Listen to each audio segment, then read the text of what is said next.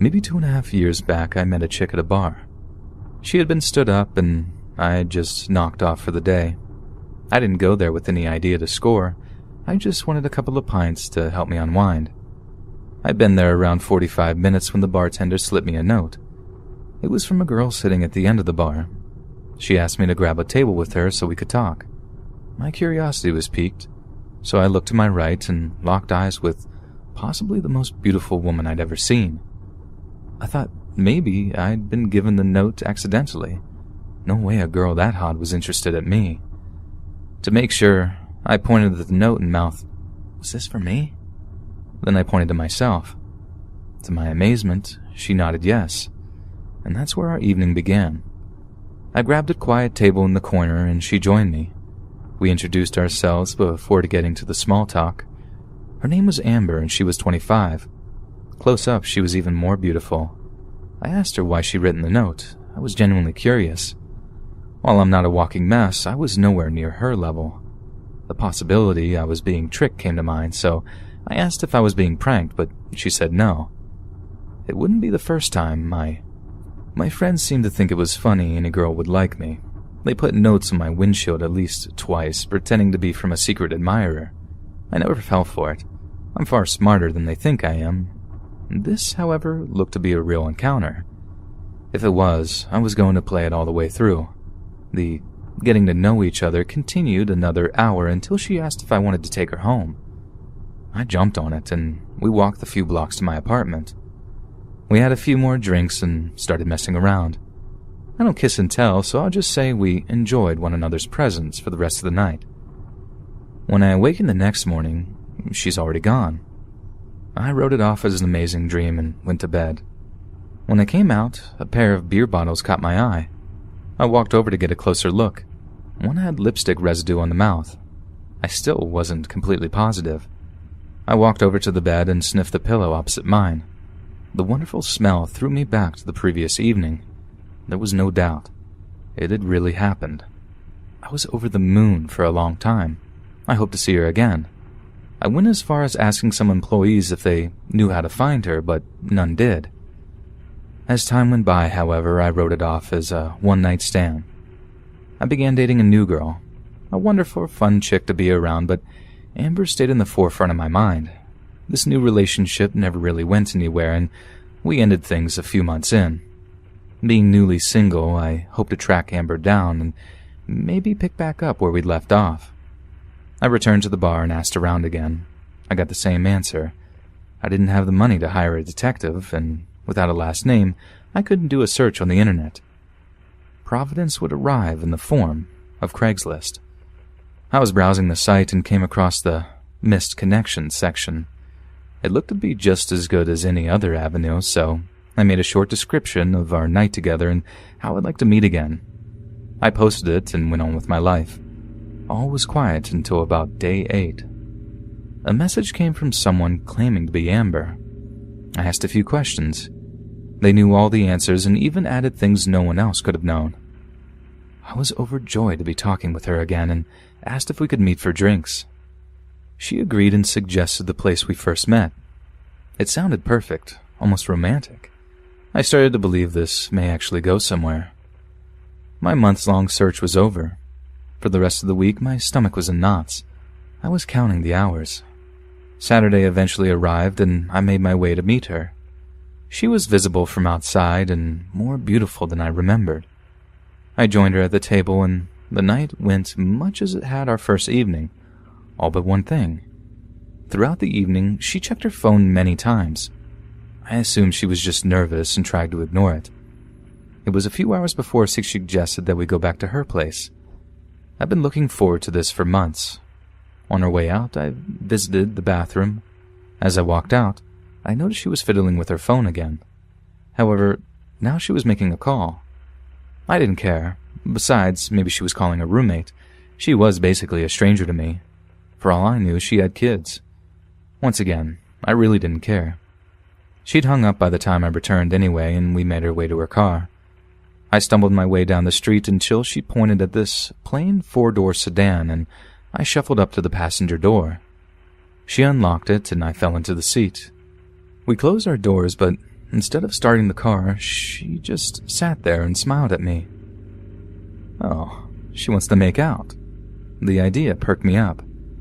When I leaned over to kiss her, a strange male voice told me to stop. What? I was so drunk I had a difficult time assessing the situation. I turned my head to the back seat and saw a large, masked man pointing a gun at me. Don't make me shoot you, cowboy. Instantly, I sobered up. I could tell he meant every word. I looked over to Amber. Our eyes met, and I knew I'd been tricked. They were cold, lacking any empathy. I was devastated. I'd lost my desire to live in that moment. Moving much faster than I should have, I yanked my wallet from my pocket and threw it into the back seat. I think my nonchalance caught the man off guard. He said nothing, even as I stepped from the car and slammed the door. I didn't know what to do, so I just stood mute, staring at the pavement. It remained quiet for around 30 seconds until I heard the car start and speed away. It wasn't long before I had a massive adrenaline dump. The seriousness of what had occurred mere moments prior hit me like a truck. I hunched over and actually began vomiting. Massive amounts of booze and nachos poured from my guts. I eventually ran dry and returned to my feet. I wiped my mouth and made my way home. I wanted nothing but to sleep and didn't even bother to undress before falling into bed. Most of the day was gone when I woke up. I chugged a bottle of Gatorade, my hangover cure. The events of the previous night became clearer by the second. I felt so stupid. All the time I'd wasted looking for her. Then I got angry and my desire for revenge kicked in. A quick shower and a 2-mile walk later, I found myself filing a report. In Chicago, stick-ups generally don't get much attention. When the detective handed me some mugshots, I got the idea I'd stumbled into something a tad more serious. I was shocked to see the faces of Amber and her accomplice staring back at me. I pointed them out. When the detective handed me some mugshots, I got the idea I'd stumbled into something a tad more serious. I was shocked to see the faces of Amber and her accomplice staring back at me. I pointed them out, and the detective gave me the lowdown. Only at that moment did I realize just how lucky I'd been. According to him, I had fallen prey to a scam. Amber's real name was Shannon, and she'd been a career con artist. The pair had been targeting single men for the last 6 months or more. I was thought to be their 5th victim, and the previous 3 had actually been killed.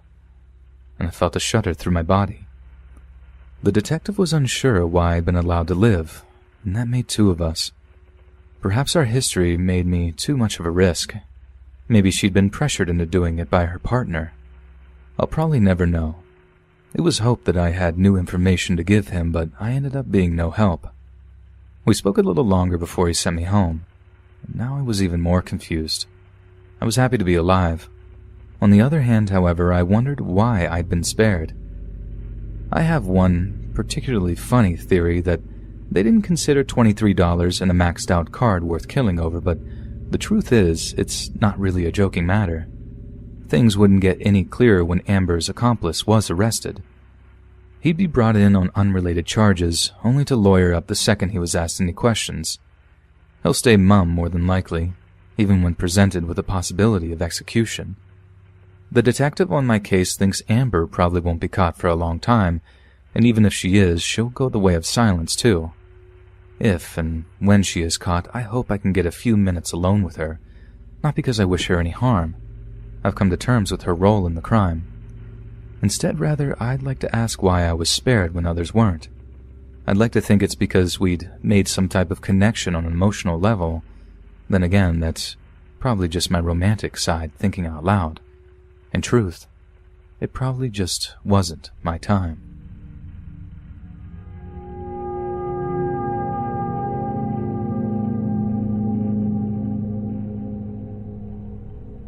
If you really like my content and want to support me, please like this video and click the subscribe button.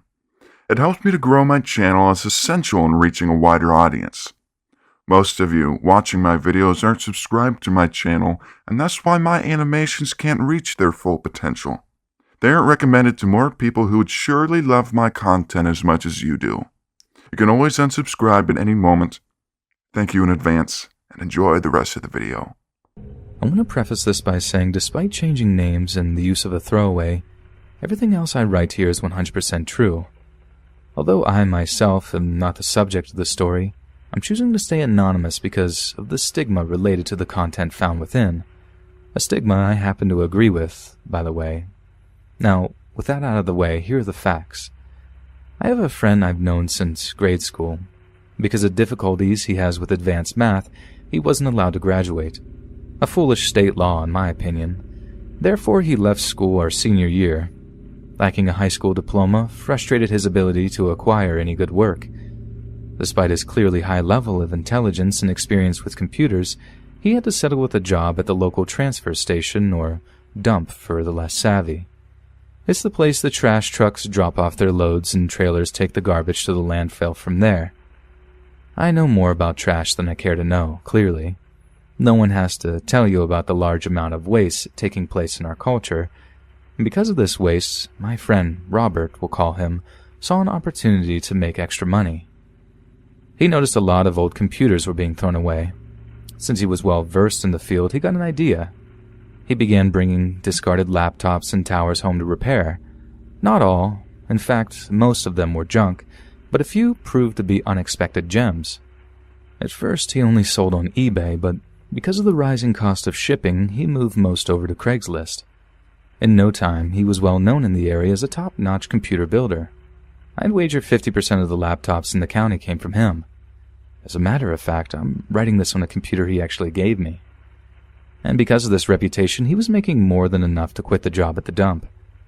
They would have cut him off from his supply or at least added an extra cost he didn't need. And so he stayed on. My reason for writing brings us to April this year. Robert had come across a pair of HP laptops, one of them almost new. He chose to keep the older model for daily use. He just recently sold his after being offered a price too good to refuse. It was a super-duper decked-out laptop someone had used for video production. As usual, it was found at the transfer station, like all the others. The newer of the pair was only 2 years old and didn't appear to have any problems. This would make selling it that much easier. His usual process was to go through a computer and remove anything not on it at the time of sale. He was performing a primary search of the new HP and came across a password-protected file. This piqued his curiosity. Yes, sometimes computers had a password required to log on, but he'd never seen a single file protected, not on any he'd found. Many of us may use a password on our banking or tax files. This was what Robert assumed he discovered. It had to come off regardless, so he did his thing and cracked it. And what he found sickened him. Since I'm aware some reading this may be survivors of this type of assault, I'll try to be as brief as possible. 5 gigabytes of CP is what it was. Not all of it was intimate in nature either. He said there looked to be some beatings, even some snuff. And this is where I come into the story. Robert called me, terrified and crying. He described what he found and promised he only watched enough to verify what it was. I believed him, naturally. He's the last guy I'd think to look at that garbage. But anyway, he continued sobbing, promising he didn't download it. I did the best I could to calm him, but he was obviously terrified. When he eventually chilled a little, we talked about his options. We agreed the police needed to see it. The problem was how to give it to them. Just having that stuff is illegal, whether it's yours or not, so I came up with the safest idea I could. Robert considered it a moment and agreed. After first wiping his prints from the laptop, he wrapped it in Christmas paper and taped a note explaining the situation at the top, minus his name, of course. He drove out to our mall and walked into the police station located inside. To avoid being identified, he wore a plain black hoodie and mask. We hoped he'd fit in because of the whole quarantine situation, and when no one was looking, he set the computer on the counter and walked away. Unfortunately, a cop caught him on his way out. Once they saw the note and the contents of the laptops, his fears came true. Countless hours of denials did no good, and news of his arrest spread quickly around town. A bail hearing was held, but the amount of $50,000 might as well have been $1 million. This means he's stuck in jail for the foreseeable future. In a larger town, I imagine his life would be in danger, but the few times we've spoken, he's claimed to have had no problems. I can only hope it stays that way until we can clear his name and get him out. The guilt I carry for suggesting the stupid plan is part of why I'm telling the story. I'm also livid because of the lies we are raised to believe. Honesty is the best policy. This may be the biggest lie ever sold to man. Tell me why a decent, hard-working man is in jail for doing the right thing. He discovers proof of a horrible crime taking place and tries to leave it with the authorities. What does he get for this? You may say, but he tried to do it in a deceitful way. You are correct, but what course of action did he have? Just having that evil in your possession is a crime no matter what. What happens when he tells the truth? No one believes him, that's what. Why would anyone do what he did if they were guilty? Now my purpose may be becoming clear. It is a lesson, a horrible example of why honesty is not always the best policy. I want the next person who finds himself in the same spot to know he benefits in no way by doing the right thing. The damage was already done to the victims when it was made. Nothing you can do can alter that. Just delete it and go on with your life. You're not a bad person, only thinking pragmatically. If only Robert had known that then, he would be free today.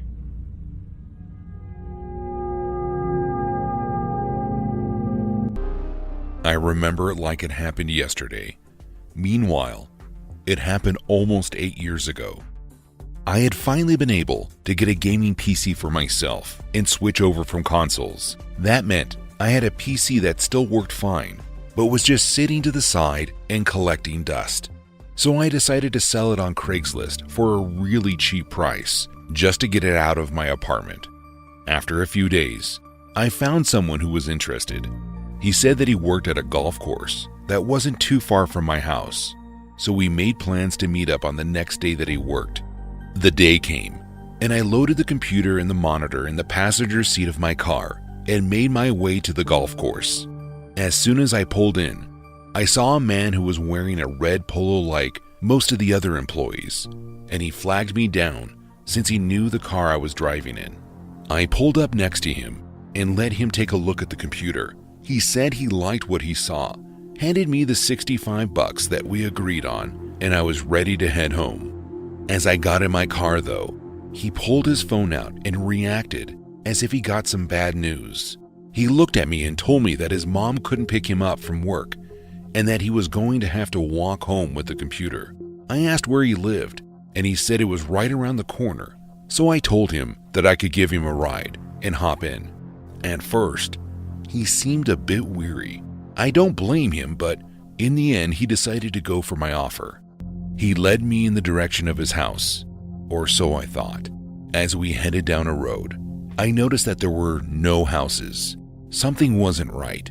It was like he could tell that I was growing suspicious.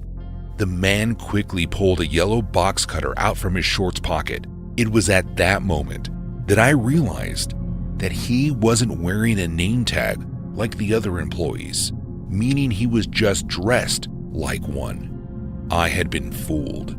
He told me to pull over. I begged him to not do anything. I would cooperate. He took my phone and my wallet. I asked him if he wanted my keys, and that was when his whole attitude changed. He looked at me and began screaming. He swung the box cutter at me, and at first I thought he missed. I didn't feel anything at all, but then I felt the warmth on my face. He had cut right across it, and blood had begun to pour out. I passed out, and the next thing I knew, I was waking up in an ambulance. Apparently, someone who had been walking their dog found me laying on the side of the road after the man had forced me out and taken my car.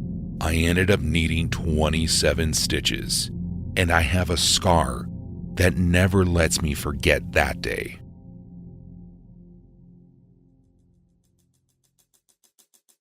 If there's one thing to take away from my story, it's that even if you're in between jobs, always vet the place that is hiring you. I had been looking for fresh work as a landscaper and found myself in the job section of Craigslist, and to my luck, I was able to find a few solid clients that needed work done. I had begun work for all of them, and everything seemed great. The only issue was that one client clearly had a problem. They were hooked on substances. What kind? I can't be sure. But he was always having people come by so that he could pick up his product. I should have cut ties then, but I needed the money and tend not to judge people on how they spend their free time. This case was different though. I shouldn't have been involved, and it ended up making me the suspect in a murder case. I ended up being cleared and they caught the actual killer, but I will never live that down. I was at the man's house cleaning up the yard, but found myself needing to use the bathroom. I normally don't do this, but I asked the owner if I could use his bathroom. He was more than happy to let me in. He saw no problem with it. It was while I was in the bathroom that I heard his front door get thrown open. I heard yelling, followed by 2 gunshots. I was frozen. I had no idea what to do. I ended up climbing out of the bathroom window and running to the next door neighbor's house. I banged on their door and begged them to call the police. I explained what happened, and they let me wait in their garage for the police to arrive. After surveying the scene, they informed me that the homeowner was killed and that I was the only one around when the act happened. And since I was working off the books for people, it seemed suspicious. I ended up being questioned on 4 different occasions, one of which they told me I was the prime suspect and that my number was in the owner's burner phone for some reason. I was happy to hear that they finally caught the actual killers, but I'm not going to be working off the books for anyone ever again. That's for sure. Do you know how they say that hindsight is 20/20? Well, looking back on that day, the more I think about what happened, all of the signs were there from the beginning. It was 2006. I had just turned 24 and finally gotten a home for myself. It wasn't anything fancy, just a small 1-bedroom home, but it was a home, and I was proud of it. I had just graduated from college and landed a solid job at a small accounting firm, so I finally had a way to earn some money. That being said, I was still in the process of saving up, so at the time, I was essentially living paycheck to paycheck, like most people. In order to make a little bit of extra money, I was in the process of selling things that I didn't need anymore, a lot of which was being sold over Craigslist. I had managed to sell a few cheap paintings and piece of furniture that I owned on the site, so I figured it was a good place to start. I posted a few items, and it wasn't long before I had a response. Someone had emailed me about buying an old cell phone, and as luck would have it, they were able to meet that day.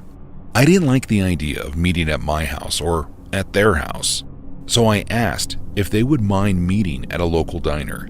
He agreed, and we were set up to meet later that day. The time came and I grabbed the phone and its charger, got in my car, and made the 15-minute drive to the diner. As I pulled in, I noticed that it wasn't as full as I expected it to be, which was nice, and I didn't think anything of it at first. But the more I tell this story, the more I realize that I noticed a white Ford Taurus parked next to a red Chevy Impala. As I said, I didn't think anything was strange about it at the time. I pulled into a parking spot that was close to the door, and I texted the buyer to let him know that I was there.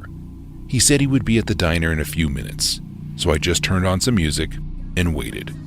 After a few moments, a white Ford Taurus pulls into the spot next to me, and me and the buyer made the exchange. Everything went fine. We both said thank you and headed our separate ways. As I made my way home though, I noticed something odd. I had made a few turns along the way, and I could swear that I was being followed by a red car.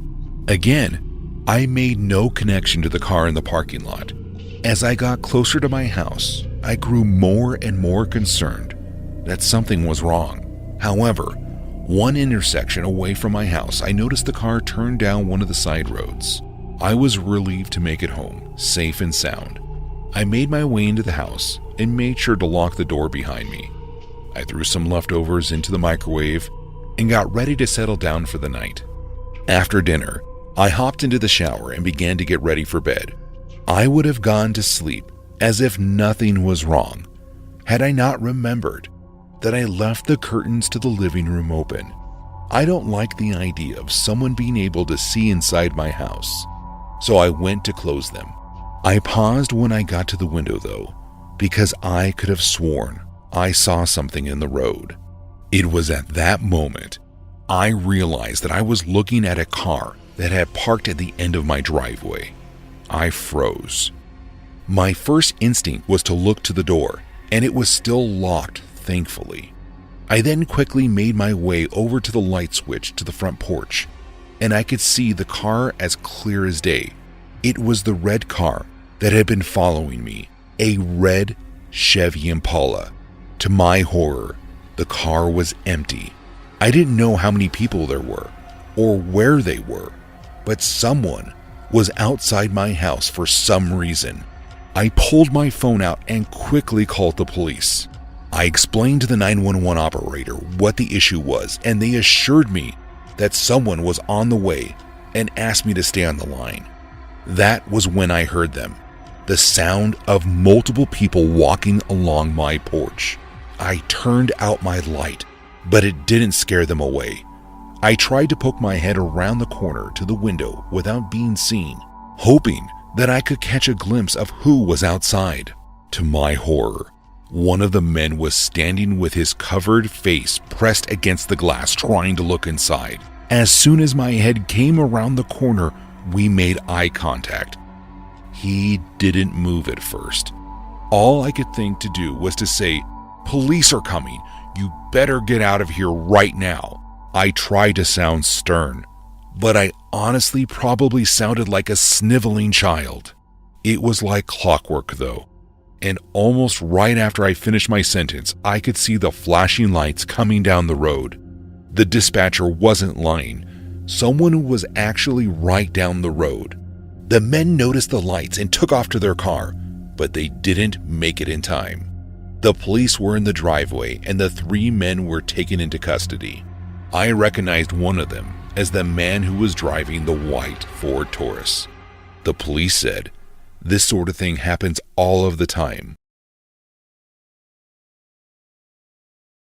I'm 27 years old now. This happened when I was 13, my sister was 9, and my brother was 6. We were raised by our single mother. She usually worked nights on the weekends.